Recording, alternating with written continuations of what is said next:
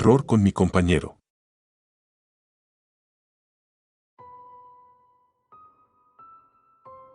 Mi nombre es Daniel y, hasta hace poco, mi vida universitaria era bastante normal. Todo cambió la noche en que descubrí la oscura verdad sobre mi compañero de cuarto, Alejandro. Lo que comenzó como una extraña peculiaridad terminó en un terror inimaginable que aún me persigue. Alejandro y yo habíamos sido compañeros de cuarto desde el primer año de universidad. Nos llevábamos bien, él era el tipo extrovertido y carismático, mientras que yo prefería mantenerme en un perfil más bajo, concentrándome en mis estudios. Nunca pensé que esa diferencia en nuestras personalidades pudiera llevarnos al borde de la tragedia. Todo empezó de manera inocente. Noté que Alejandro tenía hábitos nocturnos extraños. En algunas noches, lo escuchaba levantarse de la cama y deambular por el apartamento. Al principio, asumí que simplemente no podía dormir o que tenía insomnio. Sin embargo, pronto me di cuenta de que había algo más en su comportamiento. Una noche, me desperté con el sonido de pasos en el pasillo. Miré el reloj, eran las 3 de la mañana. Me levanté y abrí la puerta de mi habitación para ver a Alejandro caminando de un lado a otro, murmurando para sí mismo. Lo llamé, pero no respondió. Sus ojos estaban abiertos, pero tenía una mirada vacía, como si no estuviera realmente allí. Comprendí que estaba sonámbulo. Al día siguiente, le mencioné lo que había sucedido. Alejandro se rió y me dijo que siempre había sido sonámbulo, pero que no recordaba nada de lo que hacía durante esos episodios. Me aseguró que no era nada de lo que preocuparme y que probablemente se le pasaría con el tiempo. Pero las cosas no mejoraron. De hecho, empeoraron. Alejandro comenzó a tener episodios más frecuentes y violentos.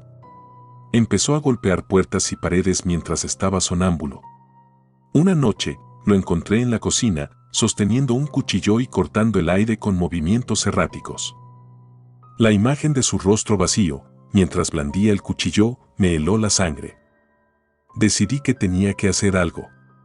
No podía seguir viviendo con el miedo constante de que Alejandro pudiera lastimarse a sí mismo o a mí durante uno de sus episodios. Hablé con él nuevamente y le sugerí que buscara ayuda profesional. Alejandro, aunque reacio al principio, finalmente aceptó ir a ver a un médico. El médico le recetó medicamentos para ayudarlo a dormir y reducir los episodios de sonambulismo. Durante un tiempo, las cosas parecieron mejorar. Alejandro dejó de deambular por las noches y su comportamiento volvió a la normalidad. Pensé que finalmente habíamos superado el problema. Sin embargo, mi alivio fue breve. Una noche, me desperté con un escalofrío recorriéndome la espalda. Algo no se sentía bien. Miré el reloj, eran las 3 de la mañana de nuevo. Me levanté y abrí la puerta de mi habitación para encontrarme con una visión aterradora. Alejandro estaba en la sala, de pie, sosteniendo un cuchillo en su mano derecha. Sus ojos estaban abiertos, pero seguían teniendo esa mirada vacía y perturbadora. Me quedé congelado, sin saber qué hacer. Intenté llamarlo, pero no hubo respuesta. Alejandro comenzó a moverse lentamente hacia mí, el cuchillo en alto. Mi corazón latía con fuerza y el miedo me paralizaba. Sabía que tenía que hacer algo antes de que fuera demasiado tarde. Retrocedí lentamente hacia mi habitación, cerrando la puerta detrás de mí. Escuché a Alejandro golpear la puerta, tratando de entrar. Mi mente corría a 1000 por hora, buscando una solución. Decidí llamar a la policía. Mientras esperaba que llegaran, escuchaba los golpes y los murmullos de Alejandro al otro lado de la puerta. Cada segundo se sentía como una eternidad. Finalmente, escuché las sirenas de la policía y los pasos apresurados en el pasillo. Abrí la puerta y les expliqué rápidamente lo que estaba sucediendo. Los oficiales entraron y encontraron a Alejandro aún sosteniendo el cuchillo, pero ahora parecía confundido y desorientado. Lo desarmaron y lo llevaron al hospital para una evaluación psiquiátrica. Me quedé solo en el apartamento, temblando y tratando de procesar lo que había sucedido. Los días siguientes fueron un borrón de visitas al hospital y conversaciones con los médicos. Alejandro fue diagnosticado con un trastorno del sueño severo y comenzó un tratamiento más intensivo. Los médicos también sugirieron que se mudara a un lugar donde pudiera recibir cuidado constante durante la noche, para evitar cualquier peligro futuro. Alejandro se mudó poco después, dejando nuestro apartamento vacío y lleno de recuerdos oscuros. La vida siguió, pero yo no podía sacudir la sensación de miedo y vulnerabilidad que había experimentado. La imagen de Alejandro, sonámbulo y sosteniendo el cuchillo, seguía apareciendo en mis pesadillas. Con el tiempo, traté de dejar atrás lo sucedido, pero siempre me quedó una sensación de inquietud. Me mudé a un nuevo apartamento, con la esperanza de que un cambio de escenario me ayudaría a olvidar. Sin embargo, cada vez que escuchaba un ruido en la noche, mi corazón se aceleraba y los recuerdos volvían a inundar mi mente. Me mantuve en contacto con Alejandro, quien parecía estar mejorando con su nuevo tratamiento y entorno. Sin embargo, ambos sabíamos que lo que había sucedido había dejado una marca indeleble en nuestras vidas. Una noche, mientras estaba en mi nuevo apartamento, recibí una llamada de Alejandro. Eran las 3 de la mañana. Me sorprendió y me preocupó recibir una llamada a esa hora, pero respondí de inmediato. «Hola», dije, tratando de mantener la calma. «Luis, lo siento mucho por lo que pasó. Nunca quise lastimarte».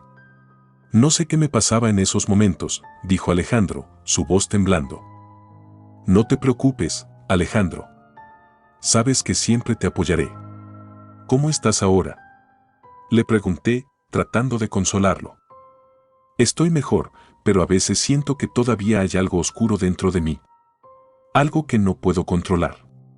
Solo quería decirte que, si alguna vez vuelvo a actuar de manera extraña, por favor, mantente a salvo», dijo, su voz apagada y llena de miedo. La llamada terminó y me quedé despierto, mirando al techo y reflexionando sobre lo que había sucedido. Sabía que la vida nunca volvería a ser la misma, pero también entendí que, a pesar de todo, Alejandro seguía siendo mi amigo y que haría todo lo posible por ayudarlo. Las noches siguientes fueron tranquilas, sin incidentes. Sin embargo, una parte de mí siempre estaba alerta, esperando lo inesperado. A pesar de los esfuerzos por volver a la normalidad, la experiencia me había dejado marcado de por vida. Una tarde, decidí visitar a Alejandro en su nuevo hogar. Quería ver cómo estaba y asegurarme de que realmente estuviera mejor. Cuando llegué, me recibió con una sonrisa, aunque sus ojos mostraban señales de cansancio y preocupación. «Luis, gracias por venir. Es bueno verte», dijo, abrazándome. Pasamos la tarde hablando y poniéndonos al día. Alejandro me mostró su nueva rutina y cómo estaba trabajando con su terapeuta para controlar sus episodios de sonambulismo. Sin embargo, mientras hablábamos, noté algo extraño en su comportamiento. Parecía distraído, como si estuviera escuchando algo que yo no podía oír. «¿Todo está bien, Alejandro?», le pregunté, preocupado. Él asintió, pero su mirada se desvió hacia la ventana. «Sí, solo, a veces siento que hay algo más. Algo que no puedo explicar. Pero estoy trabajando en ello», respondió, tratando de sonar convincente. Decidí quedarme esa noche, para asegurarme de que Alejandro estuviera bien. Nos preparamos para dormir y, antes de acostarnos, me aseguró que no había tenido ningún episodio reciente. Sin embargo, mi preocupación persistía. Me acosté en el sofá de la sala, tratando de mantenerme despierto por si algo sucedía. A las 3 de la mañana, escuché el sonido de pasos en el pasillo.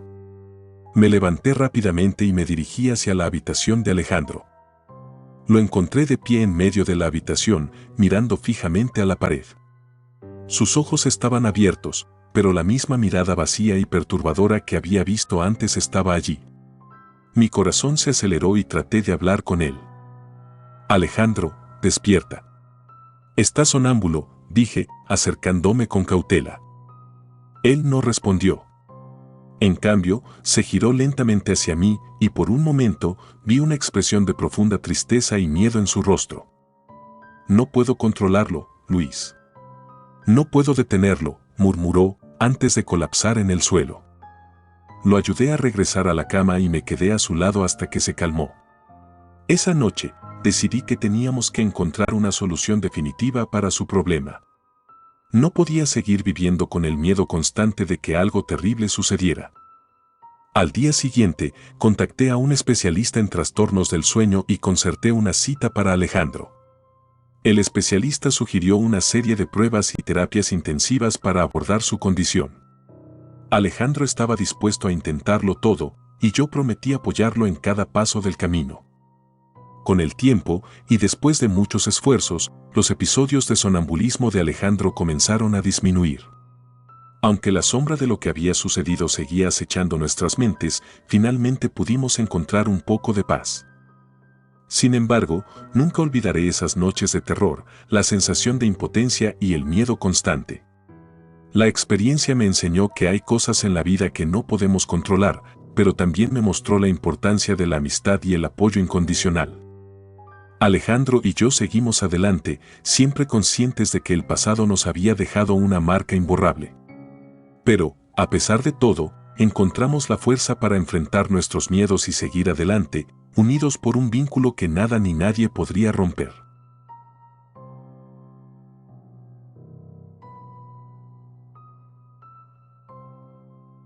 La habitación prohibida.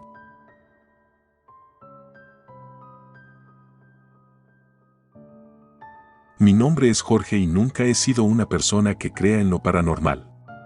Me mudé a una nueva ciudad para comenzar un nuevo trabajo, y encontrar un lugar para vivir no fue fácil. Después de semanas de búsqueda, finalmente encontré un apartamento compartido que parecía perfecto. El edificio era antiguo, pero estaba bien mantenido y tenía un encanto peculiar que me atrajo de inmediato. Mi compañero de cuarto, Mario, era un tipo tranquilo y reservado, algo que apreciaba ya que valoraba mi privacidad. El día que me mudé, Mario me dio un recorrido por el apartamento. Me mostró la cocina, el baño, la sala de estar y mi habitación. Sin embargo, al final del pasillo, había una puerta que no mencionó. Cuando le pregunté sobre ella, su expresión cambió drásticamente. «Esa es la habitación prohibida», dijo en voz baja, con un tono que sugería que no debía hacer más preguntas. «No entres ahí, nunca». Su advertencia fue suficiente para despertar mi curiosidad, pero decidí no insistir. No quería empezar mi nueva vida con una mala relación con mi compañero de cuarto. Los primeros días pasaron sin incidentes. Mario y yo apenas interactuábamos, cada uno ocupado con su rutina. Sin embargo, cada vez que pasaba por el pasillo, no podía evitar mirar hacia la puerta de la habitación prohibida. Algo en ella me atraía de manera inquietante. Una noche, después de una larga jornada de trabajo, me encontraba solo en el apartamento. Mario había mencionado que saldría a cenar con unos amigos y no volvería hasta tarde. Aproveché la oportunidad para relajarme en la sala de estar y ver una película. Estaba a punto de quedarme dormido en el sofá cuando escuché un ruido proveniente del pasillo. Era un susurro, apenas audible, pero suficiente para ponerme los pelos de punta. Me levanté y me dirigí hacia el origen del sonido. El susurro parecía venir de la habitación prohibida. Me quedé parado frente a la puerta, dudando. Recordé la advertencia de Mario, pero la curiosidad pudo más. Intenté girar el picaporte, pero estaba cerrado con llave. Justo cuando estaba a punto de darme la vuelta, escuché un golpeteo suave y rítmico desde el otro lado de la puerta. Mi corazón empezó a latir con fuerza. Decidí no mencionar nada a Mario al respecto. No quería que pensara que era un entrometido o, peor aún, que estaba perdiendo la cabeza. Sin embargo, los ruidos continuaron. Cada noche, escuchaba los mismos susurros y golpeteos. Mi sueño se volvió cada vez más inquieto, y empecé a tener pesadillas recurrentes en las que me encontraba atrapado en una habitación oscura y fría. Una tarde, mientras Mario estaba en el trabajo, decidí investigar un poco más. Busqué en todos los cajones y armarios del apartamento, esperando encontrar una llave que abriera la habitación prohibida. Después de una búsqueda exhaustiva, finalmente la encontré en un cajón del escritorio de Mario. Era una llave antigua, con un diseño intrincado que parecía sacado de otra época. Esa noche, esperé a que Mario se fuera a dormir. Mi corazón latía con fuerza mientras me dirigía al pasillo. Tomé la llave y, con manos temblorosas, la introduje en la cerradura. Giré el picaporte y la puerta se abrió con un crujido. Un escalofrío recorrió mi espalda cuando sentí una ráfaga de aire frío salir de la habitación. Encendí la luz de mi teléfono y entré. La habitación estaba oscura y desordenada, con muebles cubiertos de polvo y sábanas. Había una cama grande en el centro y a su alrededor cajas apiladas y muebles antiguos. Me acerqué a una de las cajas y la abrí. Estaba llena de viejas fotografías en blanco y negro. Algunas de ellas mostraban a una familia, pero había una en particular que me llamó la atención. Era una foto de una niña pequeña, con una expresión triste y ojos vacíos. De repente, sentí una presencia detrás de mí. Me giré rápidamente, pero no vi a nadie. La habitación se sentía más fría, y un susurro apenas audible llenó el aire. Empezaba a sentirme mareado y desorientado, como si la habitación misma estuviera absorbiendo mi energía. Decidí que era suficiente y salí corriendo, cerrando la puerta detrás de mí. Esa noche, tuve la peor pesadilla de todas. Soñé que estaba atrapado en la habitación y la niña de la foto estaba allí, mirándome con esos ojos vacíos. Me desperté sudando y con el corazón acelerado. Sabía que algo estaba terriblemente mal en esa habitación. A la mañana siguiente, confronté a Mario. Le mostré la foto de la niña y le conté lo que había experimentado. Su rostro palideció y se sentó en el sofá, visiblemente perturbado. «Esa niña es mi hermana», dijo finalmente, con la voz quebrada. «Murió en esa habitación cuando era pequeña. Desde entonces, hemos oído cosas extrañas, susurros y golpes. Mis padres cerraron la habitación y nunca hablaron de ello. Pero yo siempre supe que algo estaba mal. Por eso te dije que no entraras». La revelación me dejó atónito. Ahora entendía por qué Mario había sido tan reservado sobre la habitación. Pero también sabía que no podíamos simplemente ignorar lo que estaba sucediendo. Propuse que investigáramos más sobre la historia de su hermana y la casa. Quizás, de alguna manera, podríamos encontrar una forma de calmar su espíritu. Pasamos las siguientes semanas buscando información. Visitamos bibliotecas, consultamos archivos antiguos y hablamos con vecinos que habían vivido en el área durante muchos años. Descubrimos que la casa tenía una historia oscura, con varios incidentes trágicos a lo largo de las décadas. Pero lo más inquietante fue enterarnos de que la muerte de la hermana de Mario no había sido un accidente, como sus padres le habían dicho. Había sido un asesinato, y el culpable nunca fue encontrado. Una noche, mientras estábamos en la sala discutiendo nuestros hallazgos, escuchamos un fuerte golpe proveniente de la habitación prohibida. Nos miramos, sabiendo que no podíamos seguir ignorando lo que estaba pasando. Armados con velas y la llave, nos dirigimos a la habitación. Al entrar, la temperatura bajó drásticamente. Encendimos las velas y comenzamos a buscar alguna pista que nos pudiera ayudar a entender lo que estaba sucediendo. De repente, la puerta se cerró de golpe, dejándonos atrapados en la habitación. Las luces de las velas parpadearon y una sombra oscura se movió por la habitación. Intentamos mantener la calma, pero el miedo era palpable. De repente, Mario cayó al suelo, retorciéndose de dolor. Me acerqué para ayudarlo, pero algo invisible me empujó hacia atrás. Fue entonces cuando escuché una voz, susurrando mi nombre. Miré hacia la cama y allí estaba ella, la niña de la foto, mirándome con esos ojos vacíos. «Por favor, ayúdame», dijo con una voz débil y temblorosa. Su súplica me llenó de compasión, y supe que no podía dejarla allí sufriendo. Mario, recuperándose, también la vio y entendió. Nos acercamos a ella y, con las manos temblorosas, intentamos comunicarle que estábamos allí para ayudarla. La sombra oscura se movió nuevamente, como si intentara detenernos, pero nuestra determinación era más fuerte. Comenzamos a rezar, esperando que de alguna manera nuestras palabras pudieran traerle paz. La sombra se agitó violentamente, pero poco a poco, la niña comenzó a desvanecerse y una luz cálida llenó la habitación. La temperatura volvió a la normalidad y las puertas se abrieron de golpe. Salimos de la habitación, exhaustos pero aliviados. Sentíamos que finalmente habíamos liberado a la hermana de Mario de su tormento. Desde esa noche, los ruidos cesaron y la casa se sintió más ligera, más tranquila. Sin embargo, la experiencia nos dejó marcados. Sabíamos que la casa guardaba muchos secretos oscuros, y aunque habíamos ayudado a un espíritu a encontrar la paz, no estábamos seguros de que más podría estar acechando en las sombras. Decidimos mudarnos y empezar de nuevo en otro lugar, llevando con nosotros la memoria de lo que había sucedido y una comprensión más profunda de los misterios del mundo que nos rodea. La habitación prohibida fue cerrada nuevamente, esta vez con una sensación de paz en lugar de miedo.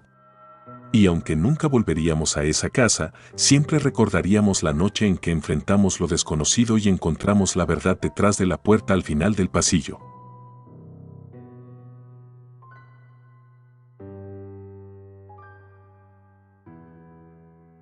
El misterio de las 3 de la mañana.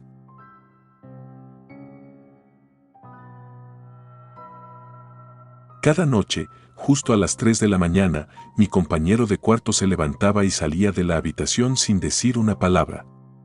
Al principio, no le di mucha importancia, pensando que tal vez tenía insomnio o necesitaba usar el baño. Pero después de una semana, la curiosidad me ganó. Decidí preguntarle sobre sus salidas nocturnas. «Oye, Mateo, ¿por qué te levantas todas las noches a las 3?» Le pregunté una mañana mientras desayunábamos. Él me miró con extrañeza, claramente confundido. «¿De qué estás hablando, Diego? Yo no me levanto en medio de la noche». Insistí, pero Mateo se mantuvo firme en su desconocimiento. No recordaba haber salido de la habitación ni una sola vez. Pensé que tal vez estaba sonámbulo, pero él nunca había mostrado signos de sonambulismo antes. Decidí investigar un poco más antes de sacar conclusiones precipitadas. La siguiente noche, me quedé despierto, esperando a que el reloj marcara las 3 de la mañana. Como si estuviera programado, Mateo se levantó, sus movimientos lentos y mecánicos. Lo seguí en silencio mientras salía de la habitación y caminaba por el pasillo. Cuando llegó a la puerta principal, la abrió y salió a la calle. Me detuve en la puerta, sin saber qué hacer. No quería asustarlo ni empeorar la situación, así que decidí esperar a que volviera. Pasaron unos 20 minutos antes de que regresara, con la misma expresión ausente en su rostro. Cerró la puerta y regresó a la cama sin decir una palabra. A la mañana siguiente, le conté lo que había visto. Mateo se quedó pálido y asustado. No entendía lo que estaba pasando y me pidió que lo vigilara la noche siguiente. Así lo hice. Me quedé despierto de nuevo, y a las 3 de la mañana, Mateo se levantó y repitió la misma rutina. Esta vez, decidí seguirlo más de cerca, asegurándome de que no se perdiera ni se hiciera daño. Lo vi caminar hasta el parque cercano y sentarse en un banco. Estuvo allí, inmóvil, durante varios minutos antes de regresar a casa. Cuando le conté a Mateo lo que había visto, sugirió que instaláramos una cámara para grabar sus movimientos nocturnos.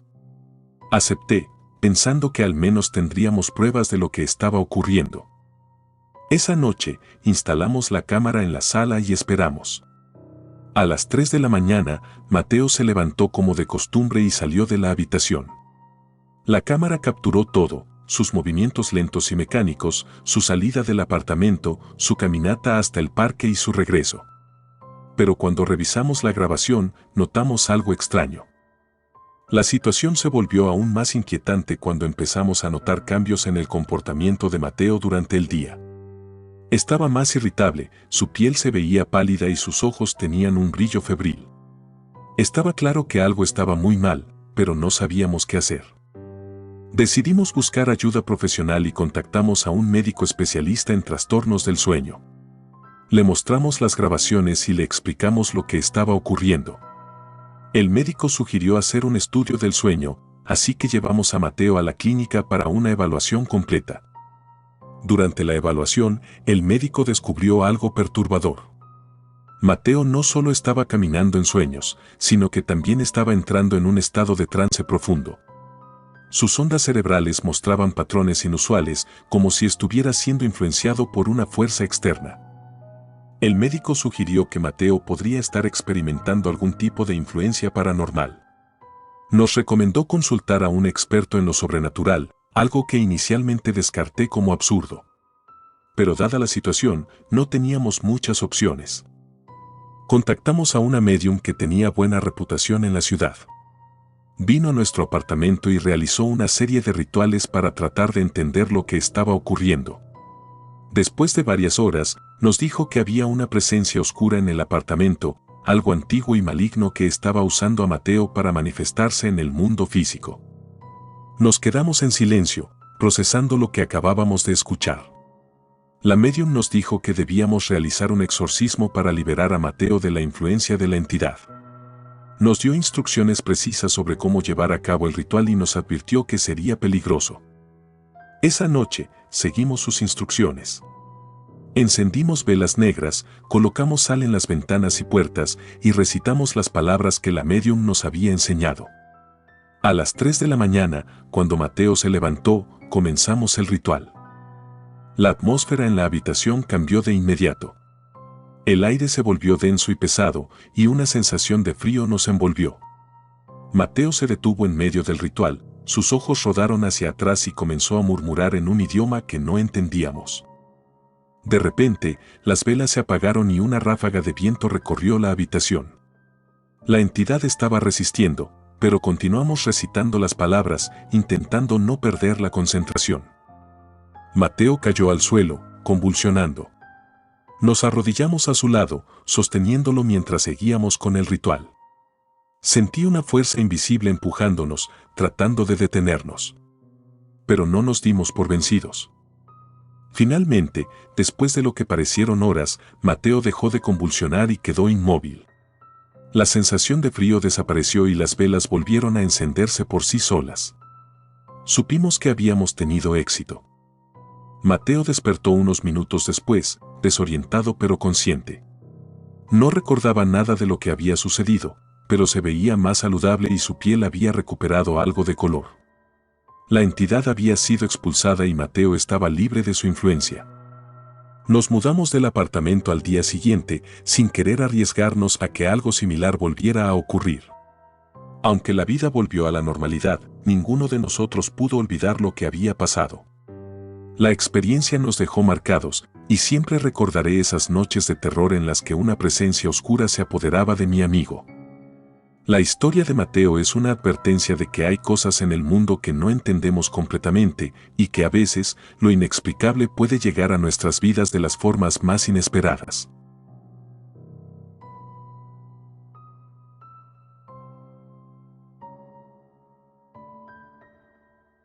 La llamada de medianoche.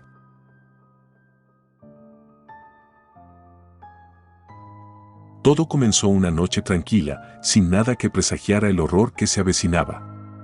Eran las 12 en punto cuando sonó el teléfono de mi compañero de cuarto. A partir de ese momento, su comportamiento cambió drásticamente, dejando a nuestro pequeño apartamento envuelto en un aura de terror. Me llamo Luis y vivo con mi compañero de cuarto, Carlos, en un modesto apartamento en la ciudad. Carlos siempre había sido un tipo tranquilo y amigable, alguien en quien podía confiar. Pero esa llamada lo transformó en una persona completamente diferente. Esa noche, estábamos viendo una película en la sala de estar cuando sonó su teléfono. No era raro recibir llamadas a esa hora, pero había algo en el tono insistente del timbre que me hizo sentir un escalofrío. Carlos miró la pantalla, frunció el ceño y se levantó para contestar. ¿Quién llama a esta hora?, pregunté, tratando de ocultar mi curiosidad. Carlos me ignoró y se dirigió al pasillo, contestando la llamada en voz baja. No pude oír lo que decía, pero noté que su rostro se tensaba más con cada segundo que pasaba. Cuando finalmente colgó, su piel estaba pálida y sus ojos tenían un brillo extraño. ¿Todo bien?, le pregunté cuando regresó a la sala. Carlos asintió, pero no dijo nada. Simplemente se sentó y apagó la televisión, quedándose en silencio mientras miraba fijamente a la pared. Decidí no presionarlo, pensando que tal vez había recibido malas noticias. Los días siguientes fueron aún más inquietantes. Carlos comenzó a aislarse, pasando largas horas en su habitación, hablando solo y mirando fijamente a la pared como si esperara algo. Su comportamiento me tenía en vilo, pero cada vez que intentaba hablar con él sobre la llamada, me evadía o simplemente negaba que algo estuviera mal. Una noche, escuché murmullos provenientes de su habitación. Me acerqué a la puerta y puse el oído para tratar de entender lo que decía. Sus palabras eran incoherentes y parecía estar manteniendo una conversación con alguien. Pero no había nadie más en la habitación. Decidí entrar y confrontarlo. «Carlos, ¿con quién hablas?», pregunté, tratando de mantener la calma. Él me miró con esos ojos vidriosos y simplemente sonrió, una sonrisa que me heló la sangre. «Con ellos», respondió. No supe qué decir. ¿A quién se refería? ¿Qué estaba pasando? Estaba claro que algo muy serio estaba ocurriendo y tenía que descubrir qué era antes de que fuera demasiado tarde. Esa misma noche, después de que Carlos se durmiera, entré en su habitación y revisé su teléfono. Encontré el número de la llamada de medianoche y decidí investigar. La llamada provenía de un número desconocido, sin ninguna información asociada. Pero había algo en la duración de la llamada que me inquietó. Había durado exactamente 13 minutos. A la mañana siguiente, llamé a un amigo que trabajaba en telecomunicaciones y le pedí que rastreara el número. Unas horas más tarde, me llamó de vuelta con información que me dejó sin aliento. El número pertenecía a un teléfono que había sido dado de baja hacía más de 10 años. Y lo más perturbador era que el propietario original del número había fallecido en un accidente de coche poco después de dar de baja el teléfono. Mis manos temblaban mientras sostenía el teléfono. No podía ser una coincidencia. Tenía que haber una explicación lógica, pero ninguna que se me ocurriera tenía sentido. Decidí que necesitaba ayuda profesional y contacté a un psiquiatra para Carlos. Pero cuando le mencioné la llamada y el número asociado, el psiquiatra me miró con escepticismo. «Luis, es posible que tu amigo esté pasando por un episodio psicótico.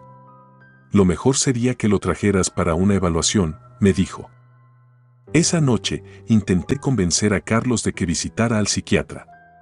Pero él se negó vehementemente, diciendo que estaba perfectamente bien y que no necesitaba ayuda. Su resistencia solo aumentó mi preocupación. Los días se convirtieron en semanas y el comportamiento de Carlos se volvió cada vez más errático.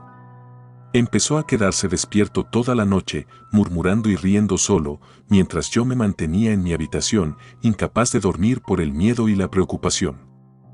Una noche, decidí que no podía seguir así y que tenía que confrontar a Carlos de una vez por todas.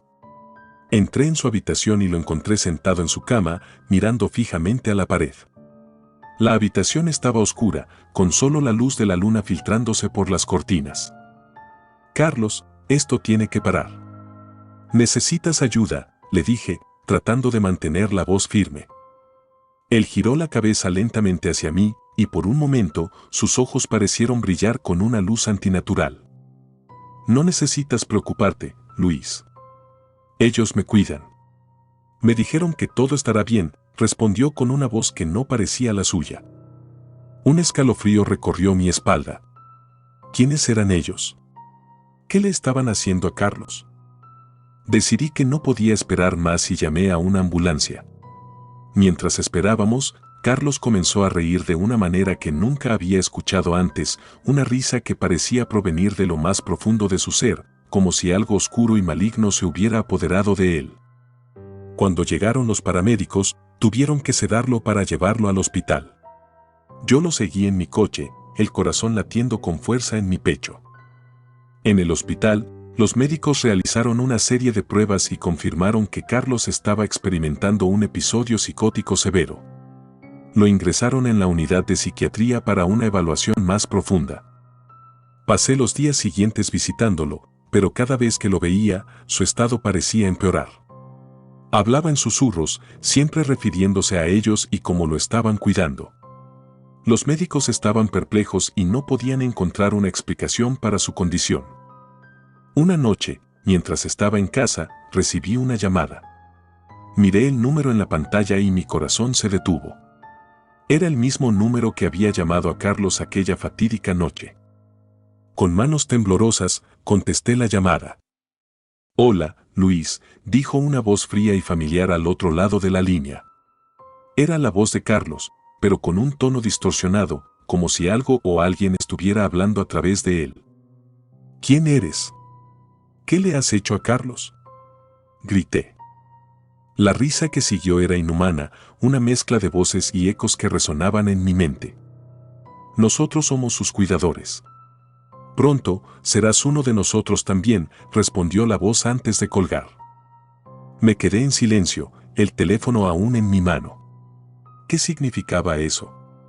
¿Qué querían de mí? Decidí no dejarme intimidar y busqué ayuda. Contacté a un investigador paranormal, un hombre llamado Javier que había trabajado en casos similares. Le conté todo lo que había sucedido y aceptó ayudarme. Javier llegó a nuestro apartamento al día siguiente y comenzó su investigación. Trajo consigo una serie de equipos, incluyendo cámaras de video, grabadoras de audio y dispositivos para medir cambios en la energía. Luis, es importante que me cuentes todos los detalles. No omitas nada, por más insignificante que parezca, me dijo mientras preparaba sus equipos. Le relaté cada evento, desde la llamada inicial hasta la voz en el teléfono. Javier escuchó con atención, asintiendo de vez en cuando. Lo que describe suena como una entidad oscura que ha encontrado una forma de manifestarse a través de Carlos. Estas entidades pueden ser extremadamente peligrosas y astutas, explicó.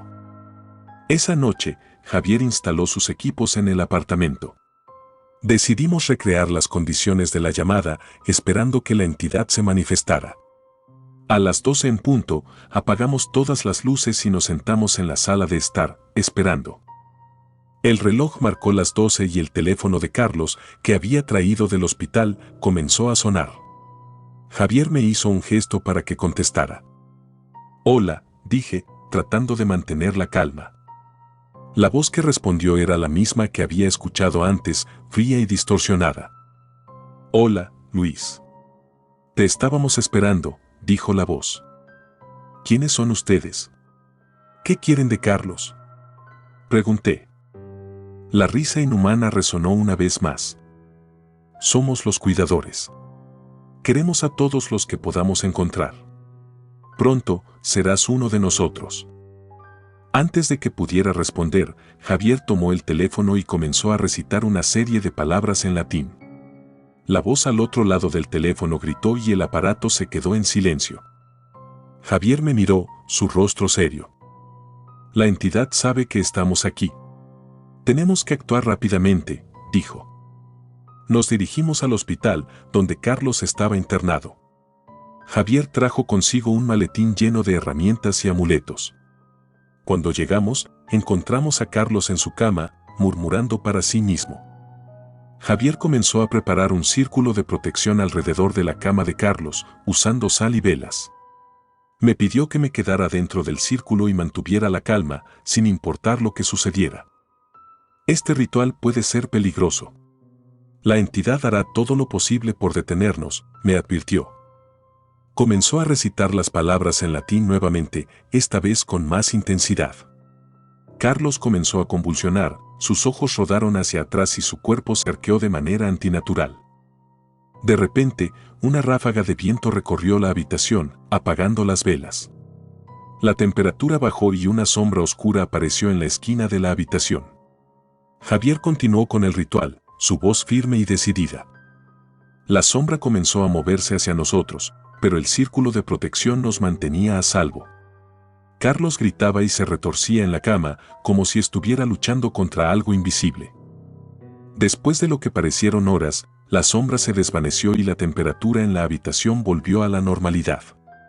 Carlos dejó de convulsionar y cayó en un sueño profundo. Javier se sentó, exhausto pero satisfecho. La entidad ha sido expulsada. Carlos debería recuperarse pronto, me dijo. Pasaron varios días antes de que Carlos despertara. No recordaba nada de lo que había sucedido, pero se veía mucho más saludable y su comportamiento volvió a la normalidad. Los médicos estaban sorprendidos por su recuperación, pero yo sabía la verdad. Javier nos explicó que la entidad había sido atraída por algún tipo de energía negativa y que habíamos tenido suerte de poder expulsarla.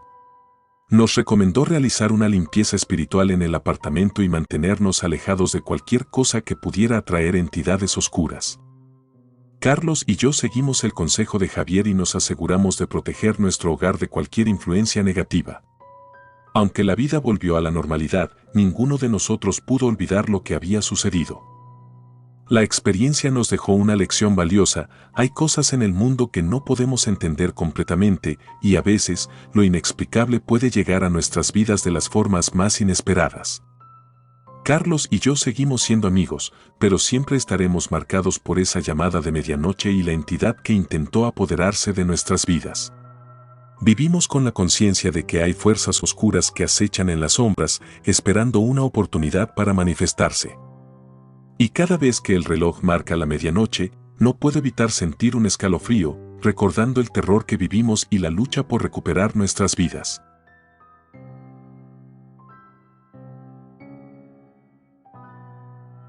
Gracias por tomarse el tiempo de escuchar nuestros relatos de terror, espero y haya sido de su agrado. Si te gustan los relatos de terror, apóyanos a darle like y compartiendo, o haciendo un comentario, ya que eso nos ayudaría a la mejora continua. Si aún no estás suscrito o suscrita, los invito a que lo hagan para que no se pierdan de los mejores relatos de terror de Lamentos de la Noche. Gracias por el apoyo y buena vibra.